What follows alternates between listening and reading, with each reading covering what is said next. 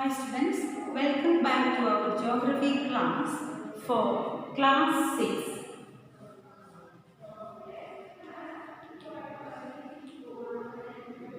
Okay, so today I would like to take the revision of chapter 4. Okay, നമുക്ക് PT3 എക്സാമിന് വേണ്ടി നമ്മൾ prepare ചെയ്യാൻ പോകുന്നത് ചാപ്റ്റർ 4 and 5. ക്ലിയർ?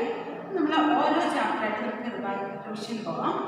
നമ്മുടെ ഫസ്റ്റ് ചാപ്റ്റർ ഇതിൽ first chapter means fourth chapter map എന്നുള്ളതാണ്. ഗ്ലോബ് മാപ്പ് ഞാൻ ക്വസ്റ്റ്യൻസ് നിങ്ങളോട് ചോദിച്ചതായിരുന്നു. അപ്പം ഇതിലെ മെയിൻ കാര്യങ്ങൾ എന്തൊക്കെയാണ് എന്നൊന്ന് ജസ്റ്റ് ഒന്ന് പറഞ്ഞു പോകാം.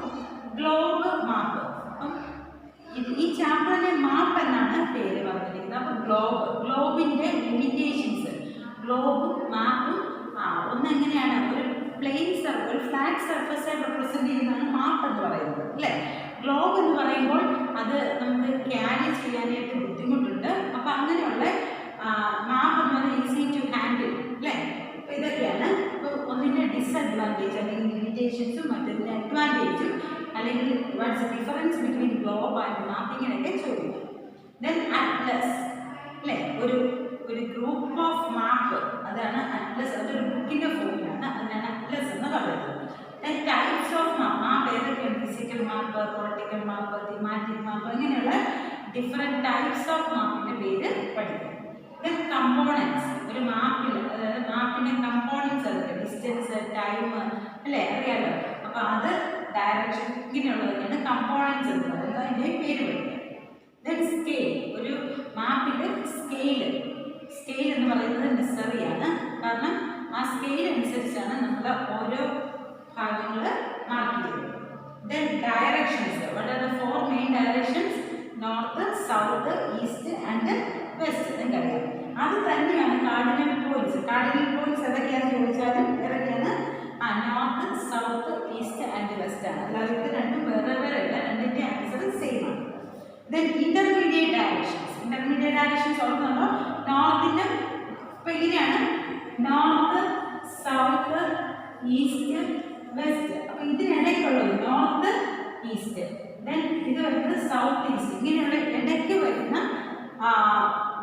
ഡയറക്ഷൻസ് ആണ് ഇന്റർമീഡിയറ്റ് ഡയറക്ഷൻസ് എന്ന് പറയുന്നത്. ദെൻ കോമ്പസ് എന്തിനു വേണ്ടിയാണ്? ഡയറക്ഷൻ മെൻഷൻ ചെയ്യാൻ, അല്ലെങ്കിൽ ഡയറക്ഷൻ ഫൈൻഡ് ചെയ്യാനായിട്ട് നമ്മൾ ഉപയോഗിക്കുന്ന ഡിവൈസ് ആണ് കോമ്പസ്. ദെൻ കൺവെൻഷണൽ സിമ്പിൾസ് ഉണ്ട്. അത് ആ ബോക്സിനകത്ത് പല സിമ്പിൾസ് കൊടുത്തിട്ടുണ്ട്. ആ സിമ്പിൾസ് ഒന്ന് ബൈ ഹാർട്ട് ചെയ്യുക, conventional symbols. Then colours used, blue colour എന്തിനാണ് ഇൻഡിക്കേറ്റ് ചെയ്തത്? Yes, water bodies. അങ്ങനെ മൗണ്ടൻസിനെ റെപ്രസെൻ്റ് ചെയ്യുന്ന കളർ ഏത്, അല്ലെങ്കിൽ റോഡിനെ റെപ്രസെൻ്റ് ചെയ്യുന്ന കളർ ഏത്, അങ്ങനെ പറയുന്ന കളേഴ്സ് ഏതൊക്കെയാണ് ബൈ ഹാർട്ട് ചെയ്യുക.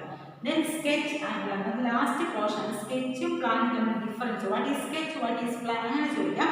അതല്ലാതെ സ്കെച്ചും പ്ലാനും തമ്മിലുള്ള, സ്കെച്ച് എന്ന് പറയുമ്പോൾ നമുക്കറിയാം ജസ്റ്റ് ഒരു ഔട്ട്ലൈൻ വരയ്ക്കുന്നതിനാണ് സ്കെച്ച് എന്ന് പറയുന്നത്. ബട്ട് പ്ലാൻ എന്ന് പറഞ്ഞാൽ എന്താണ്?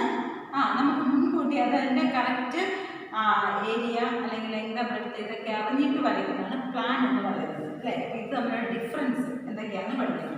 അപ്പം ഇത്രയും കാര്യങ്ങളാണ് ഈ ചാപ്റ്ററിനകത്ത് നമ്മൾ ഡിസ്കസ് ചെയ്യുന്നത്. Any doubts? എന്തെങ്കിലും ഡൗട്ട്സ് ഉണ്ടോ? അപ്പോൾ ഇതിലെ ക്വസ്റ്റ്യൻസ് ഞാൻ കുറച്ച് ക്വസ്റ്റ്യൻസ് പറയുന്നു. ആ ക്വസ്റ്റ്യൻ്റെ ആൻസർ ഞാനിപ്പോൾ തരുന്നില്ല. അത് നിങ്ങൾക്ക് നോട്ടിൽ തന്നിട്ടുള്ളതാണ്, അതിൻ്റെ ടെക്സ്റ്റിലുള്ളതാണ്. ടെക്സ്റ്റ് വായിക്കണം. അപ്പോൾ ആ കാര്യം പ്രത്യേകം ശ്രദ്ധിച്ചോണം. ടെക്സ്റ്റ് വായിക്കണം. ടെക്സ്റ്റിനകത്തുനിന്ന് ക്വസ്റ്റ്യൻസ് ഉണ്ടാവും. ഓക്കെ, അപ്പോൾ ഞാനിപ്പോൾ തരുന്ന ക്വസ്റ്റ്യൻ ആൻസർ നിങ്ങൾ നോട്ട്ബുക്കിൽ റിവിഷൻ ക്വസ്റ്റ്യൻസ് എന്ന് പറഞ്ഞ് എഴുതി അത് ഞാൻ നോട്ടിൽ അയച്ചും തരും. അപ്പോൾ അത് നിങ്ങൾ എനിക്ക് എൻ്റെ പേഴ്സണൽ വാട്സാപ്പ് നമ്പറിൽ അതിൻ്റെ ആൻസേഴ്സ്, ക്വസ്റ്റ്യനും ആൻസറുമായിട്ട് നോട്ട്ബുക്കിൽ എഴുതിയതിൻ്റെ ഫോട്ടോ എനിക്ക് അയച്ചു തരിക. അത്രയും കാര്യങ്ങൾ പഠിക്കുക. അപ്പോൾ നമ്മൾ അടുത്ത ക്ലാസ്സിൽ ചാപ്റ്റർ 5 അതിൻ്റെ റിവിഷനുമായിട്ട് നമുക്ക് we will meet again. Okay, thank you.